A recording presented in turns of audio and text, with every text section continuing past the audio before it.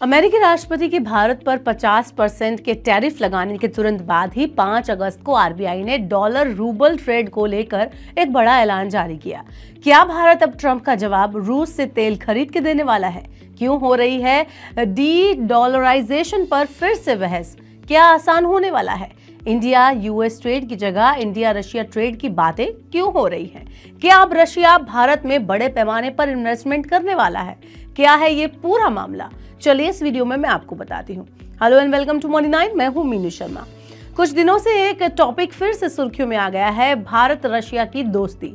हमने ये देखा है कि कैसे हमारे एनएसए अजीत डोभाल कुछ दिन पहले रूस गए थे और प्रधानमंत्री नरेंद्र मोदी ने रूसी राष्ट्रपति व्लादिमीर पुतिन से टेलीफोनिक कॉल पर बात की और उनको भारत आने का न्योता तक दे दिया।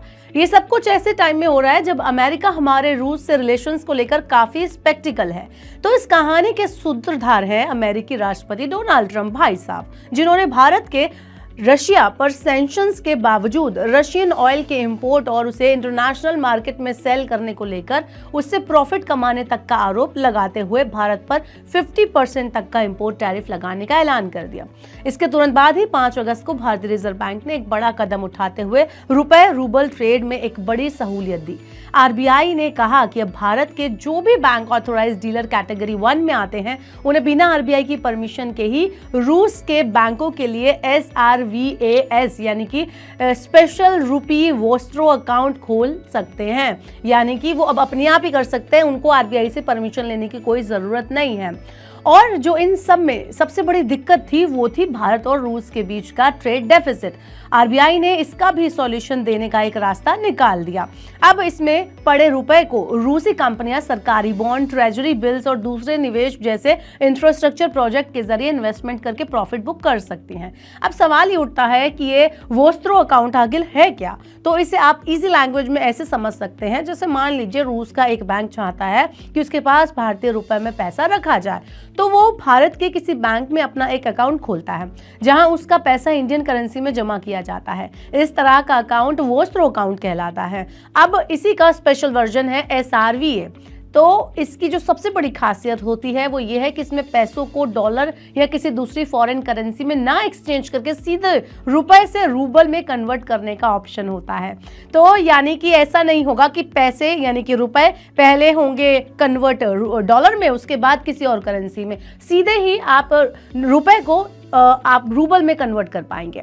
साथ ही आपको बता दें कि भारत और रशिया के बीच सीधे रुपए में व्यापार पॉसिबल इससे हो सकता है। यहाँ डॉलर या किसी तीसरी करेंसी में कन्वर्ट करने की कोई जरूरत नहीं होगी।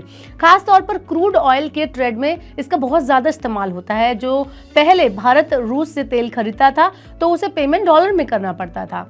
पैसों को पहले रुपए से डॉलर में कन्वर्ट करते थे, फिर डॉलर से रूबल में बदलना पड़ता था। काफी ज्यादा लंबा प्रोसेस हो जाता था और बहुत ही हैक्टिक भी हो जाता था। और इतना ही नहीं, इस पूरे प्रोसेस में हर एक स्टेप में टाइम और कन्वर्जन चार्जेस दोनों लगते थे, यानी कि टाइम भी बर्बाद होता था और चार्जेस भी लगते थे। लेकिन SRVA के जरिए इसको सॉर्ट आउट करने की कोशिश की जा रही है। भारतीय ऑयल कंपनियां अब सीधे रुपए में पेमेंट करती हैं, वो रुपए स्पेशल रुपी वोस्ट्रो अकाउंट में जमा हो जाते हैं। अब इसमें क्या क्या प्रॉब्लम्स आ रही हैं उस पर भी जरा बात कर लेते हैं। तो रूबल की वैल्यू बार बार बदलती रहती है। यूएस के सैंक्शंस की वजह से जो रूबल का एक्सचेंज रेट है वो बदलता रहता है और रूस की सरकार पर उसके रेट को कंट्रोल करने के आरोप भी लगते रहते हैं।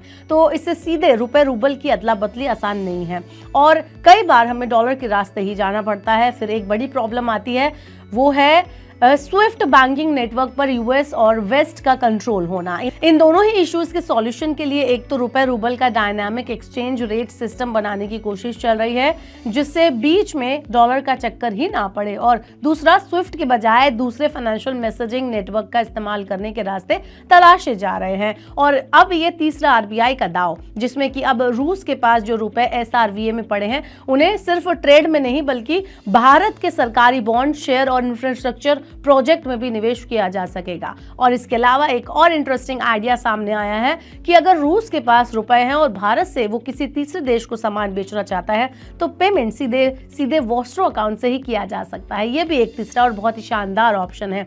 यानी अब रुपए का इस्तेमाल भारत से तीसरे देश को एक्सपोर्ट पेमेंट में भी हो पाएगा। रुपया एक तरह से हार्ड करेंसी की तरह यूज किया जाएगा और इतना ही नहीं, इसके अलावा एक जो सबसे बड़ा मास्टर प्लान है जिसके लिए बात चल रही है वो है ट्राइलेटरल सेटलमेंट मैकेनिज्म का इम्प्लीमेंटेशन, जिसमें यूएई जैसे देश शामिल हैं ताकि 3 देशों के बीच बिना डॉलर का इस्तेमाल किए पेमेंट के रास्ते खोले जा सके। तो आरबीआई का ये फैसला इतना अहम इसलिए माना जा रहा है क्योंकि पहले बैंकों को हर एसआरवीए खोलने के लिए आरबीआई से परमिशन लेनी पड़ती थी। मतलब जो फाइल है वो इधर से उधर घूमती रहती थी, टाइम लगता था, वेस्ट होता था टाइम, और कभी कभी ये डील स्लो हो जाती थी। लेकिन अब बैंक खुद से ये अकाउंट खोल सकते हैं बिना किसी परमिशन के, जिससे बिलिंग, पेमेंट और सेटलमेंट का काम तेजी से हो सकता है, जिसमें कई चुनौतियां शामिल होती हैं।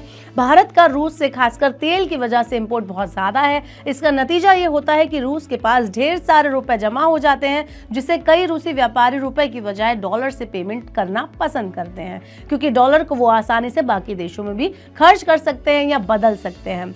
तो कुल मिलाकर आरबीआई का जो कदम है वो भारत और रशिया के बीच रुपए में कारोबार बढ़ाने की दिशा में एक स्ट्रैटेजिक स्टेप है। इससे ना सिर्फ पेमेंट तेज होंगे बल्कि भारत की कोशिश है कि रुपया इंटरनेशनल ट्रेड में एक बड़ी करेंसी बनकर उभरे और उसकी जगह डॉलर, यूरो, पाउंड और येन जैसी करेंसीज में बन जाए।